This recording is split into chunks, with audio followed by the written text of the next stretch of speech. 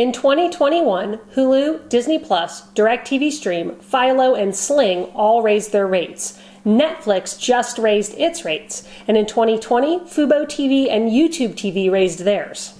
The big question everyone is asking is who's next, and how much is too much? We're breaking down the latest price hikes by live TV streaming services and sharing ways that you can stay on top of your streaming expenses to make sure you aren't overpaying or paying for services you don't use.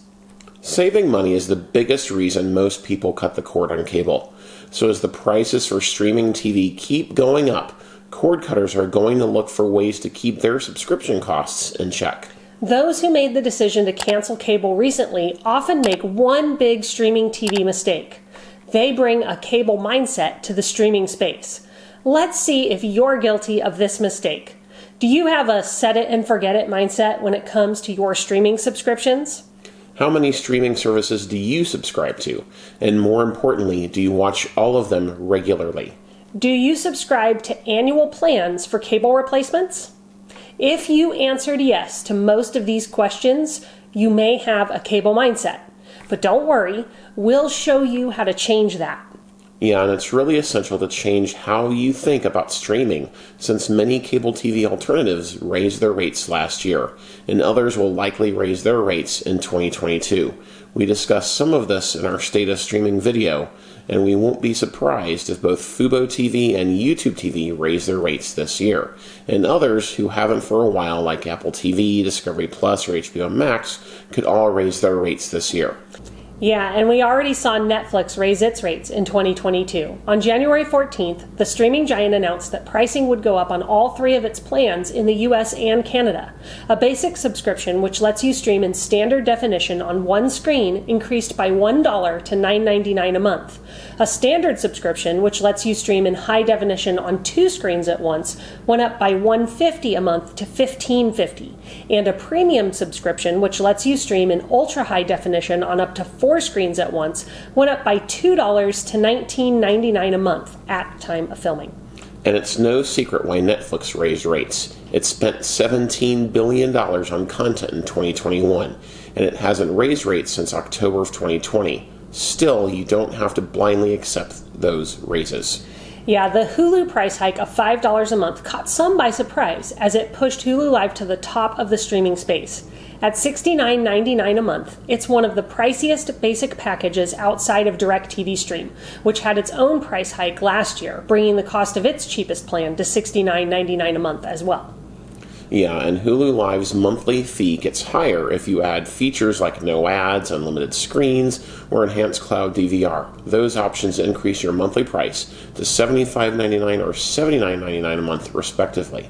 Now, Hulu justified its price hike by saying that a Hulu Live subscription now includes access to ESPN Plus and Disney Plus, which costs about $15 a month on its own. So Hulu says it's actually saving you $10 a month by charging you $5 more. If that sounds like funny math to you, it is. The key thing being overlooked by framing the price increase as a content bonus for subscribers is that you didn't ask for that content, and regardless of whether or not you want it, you're going to have to pay for it. And this all smacks way too much of cable. That business model of packaging everything together and charging everyone for everything rather than an a la carte service defines the cable business operating model. And it's what gave streaming services a foot in the door in the first place. Now that the streaming market is maturing, we're seeing it becoming the very thing it sought to replace. To some extent, this is natural. Streaming services gain subscribers by offering good content at a pretty low rate. At least much lower than cable. But that model couldn't continue forever. They were going to have to raise their rates to cover the always rising cost of content creation at some point. And now we're seeing them do exactly that. So what can you do as a streamer? Do you have to just sit idly by and accept the rate hikes? No. Here are 4 things you can do to make sure you're watching your favorite shows and sports for the best possible price. Do you have a streaming budget? If not, now is the time to make one. And this doesn't have to be difficult. It can be as simple as a note on your phone. First, figure out how much you can afford to spend on TV each month, and then commit to keeping your streaming costs within that amount.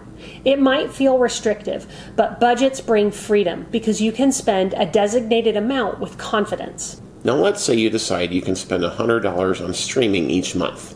Find your must-have services and choose the best mix for the amount you have to spend. For instance, you could sign up for fuboTV at $65 a month at time of filming, and you would still have $35 left over for on-demand plans like Disney+, HBO Max, or Netflix. You could sign up for 2 or potentially all 3 depending on what plan you choose and have all your entertainment bases covered. Yeah, definitely check that out. Now let's move on to our next tip, which is to cut the services you don't use.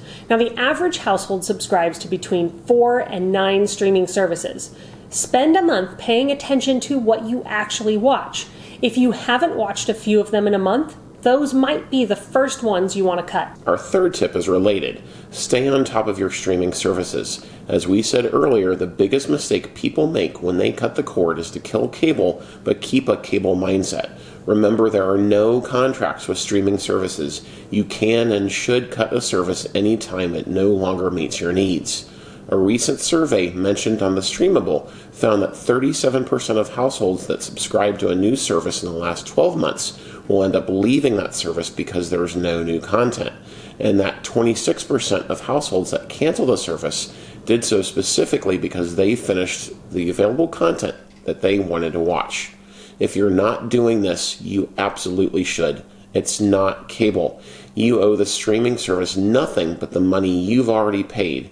It's a smart strategy to sign up for a streaming service, binge the content you want, and then cancel. Then sign up again when there's new content you want to watch. Finally, our fourth tip is to get an antenna for your local channels. An antenna is the absolute best way to get your local channels. For one upfront cost of about $50 or less, you can get your locals free for life. We've done a video on how to install an antenna, so watch that for more. But basically, they're very easy to set up and use. Yeah, people think they have to stay with a more expensive live TV streaming service to get their local channels. That's absolutely not true. You can get ABC, CBS, Fox, NBC, and often your PBS stations, as well as other channels broadcast in your area for free with just an antenna. There's absolutely no reason to sign up for a streaming service just to get your locals. A very easy way to save money on streaming services is to get your locals with an antenna and just sign up for a light streaming plan through Sling TV or Philo, or if you don't even need that, just pair an antenna with an on-demand service like Netflix or HBO Max. Remember, the point of streaming versus cable is to save money. By putting these 4 tips into practice today, you can spend less and still watch your favorite shows and sports. Well, that does it for this video.